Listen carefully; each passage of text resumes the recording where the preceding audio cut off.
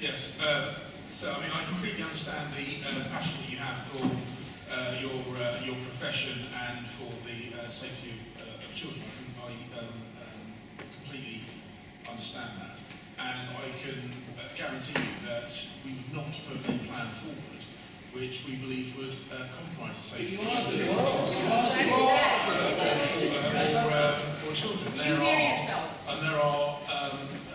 are many things which form part of this plan, which are there to drive the safety of others, whether they be children or adults, and the biggest wins, without a shadow of a doubt, are in the preventive work, which is not only being protected but being enhanced. Now, clearly, I don't want to. How can you say I don't want to tie up the fire engines longer to get to a school that's on fire doesn't endanger the children in that school? Absolutely. Because you're talking absolute nonsense and don't expect us to accept it. Okay, well, I mean, I'm answering your question. If you disagree with my answer, I completely understand that. Yes. But I'm answering your question. With regard to why we have to do this. As I say, we are not unique in public services having to make savings. How we got here in terms of the economic outlook could take us the rest of the evening to debate. I'm not convinced necessarily. I'm going to convince you anyway, so I'm not sure that it's worthwhile taking up the time to have that debate. Sir, with regard to the points that you're making, I mean, I would reinforce the point that the brigade has already made over the last few years very, very significant back office savings. You say that's the kind of thing that we should be looking at. That's what we have been doing, which is why, including the saving put through this year, we've made £66 million worth of savings per year without touching any what you recognise as frontline services in terms of stations, appliances, or firefighting posts. We have done incredibly good work. We will continue to do that. We will continue to look at finding operational and financial efficiencies to help us continue delivering. But we've actually now got to the stage where it is not possible to meet our budgetary constraints without looking at frontline services. So we're looking at making changes which have as little impact as possible on our key elements, which is our attendance times, our preventative work, and also, as I say, very proud of the fact that the numbers of staff reductions are being planned without the need for compulsory redundancy. Sir, I think you're wrong in the quote you attribute to me. I'll be very happy if you could, just point me where you think that quote is from, because the Evening Standard abuse news. Okay, well, as I say, if you give me exactly when I said that, because I've always been very clear that the proposals would have an impact on attendance times, but we would maintain the attendance time targets of 60 minutes, so that we would still come in within that.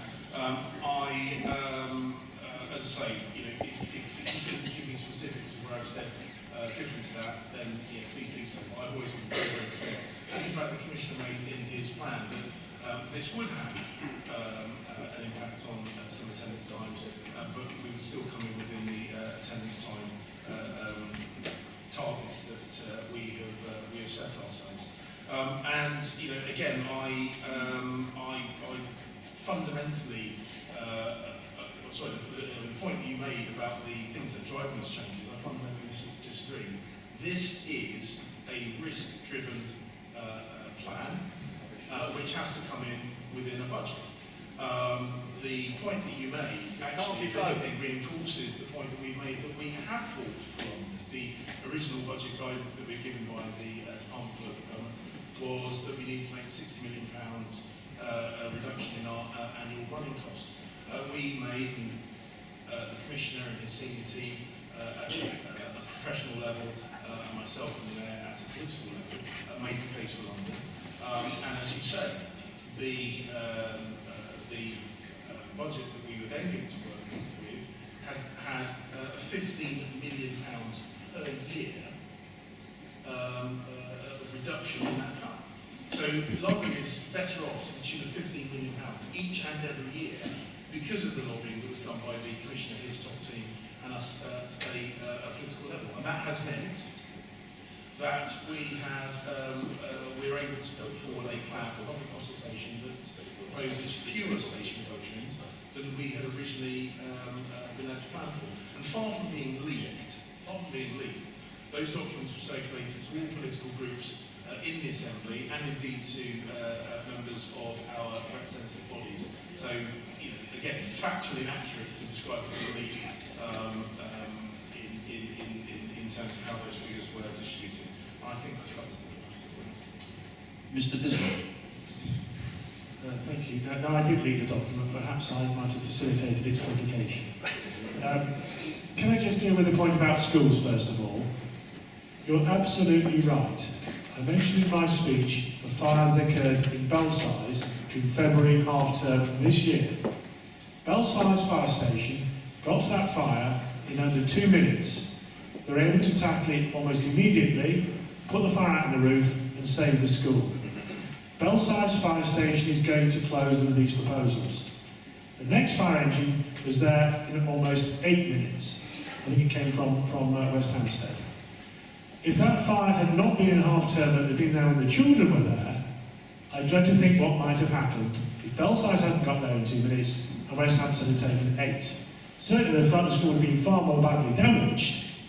Whether there have been any only consequences, we can only speculate. But the fact remains that schools will be at risk. And we know that because we've seen it happen in February this year. So to suggest that they won't is nonsense. And it's not just schools, it's in this area, there's all sorts of other public buildings, old people's homes and so on as well. Similar position. As far as this being a risk-driven proposals are concerned, they're not, they're budget-driven. And everybody can know that. I mean, I've got the letter from the Commissioner to the Mayor here, and he says quite clearly, I regard the budgetary position as being a significant influencing factor in the proposals which I have produced. If we didn't have to make the financial cuts, we wouldn't be making cuts in fire stations, fire engines and firefighters.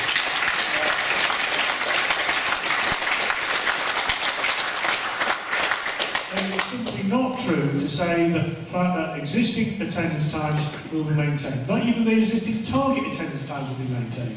In my own constituency of Bonn and Canberra, for example, many wards will see their attendance times go beyond the 6 minutes, including Belsize, which at the moment is rather better, about 4.5 minutes at the moment. That will go beyond the 6 minutes to 7.5 minutes. But it's not just attendance times that count, as I said. It's when they actually start fighting the fire that counts. And in central London, it takes longer because the buildings are bigger, more complex and taller. Yeah. If we're serious about making the fire service as equal as you can across London, we have to reflect that fact, and these proposals simply do not do so.